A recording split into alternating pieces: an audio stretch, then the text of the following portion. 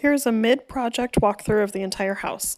So starting in the garage, we have our ready-to-assemble kitchen cabinets, sinks, vanities, flooring, extra drywall, extra insulation, lots of the big supplies.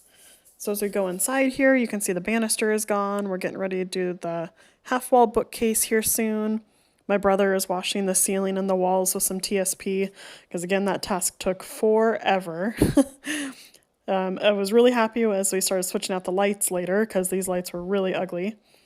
In the kitchen here, we did have to open up a part of it as part of the leak investigation, but now we were able to seal it all up and do some more patching before our painting session. A lot of the work left is all in preparation for priming and painting. So as we walk down the hall here, we're looking at the mudding, a lot more mudding to do here in the bathroom. You'll also notice that there are brown paper, usually attached to the window, and that is where we would put sticky notes in order to keep track of what tasks were left in each of the rooms. So it could be things like patching holes in the wall, removing face plates, getting out any thumbtacks, screws, nails, taping over the outlets, the mudding and taping as well, things like that, anything that needed to get ready for the painting steps. We had some friends that were helping, so that was a really easy way to keep track of what was getting accomplished and also what still needed to get done.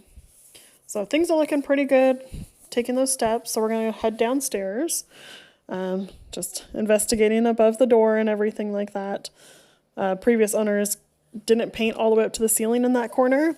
Rightfully so, that is a really tall section of the house.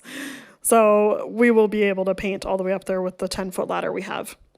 This is the mechanical room, looking so much cleaner. Here's the bathroom, which has a lot of steps still to do, but that's okay, lots of time left. In here, we still need to do all the mudding, but the drywall is all secured, so on our way there. This little end cap storage was really cool, but I'm excited for it to get painted. And this part here is the purple room, as we would call it, and it was very nice when it was not purple anymore here shortly. Heading down to the laundry room, this is where that main leak was. So by this point in time, we had solved the leak and we're ready to close things back up. But this was the last room to actually get drywalled. So it's not quite finished yet in this walkthrough. Under the stairs storage here, where we stored a lot of the smaller supplies, lights, tools, that type of thing.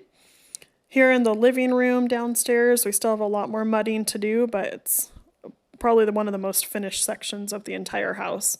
As you can see, a lot left to do to make this a really cozy home, so keep checking back to see all of the progress.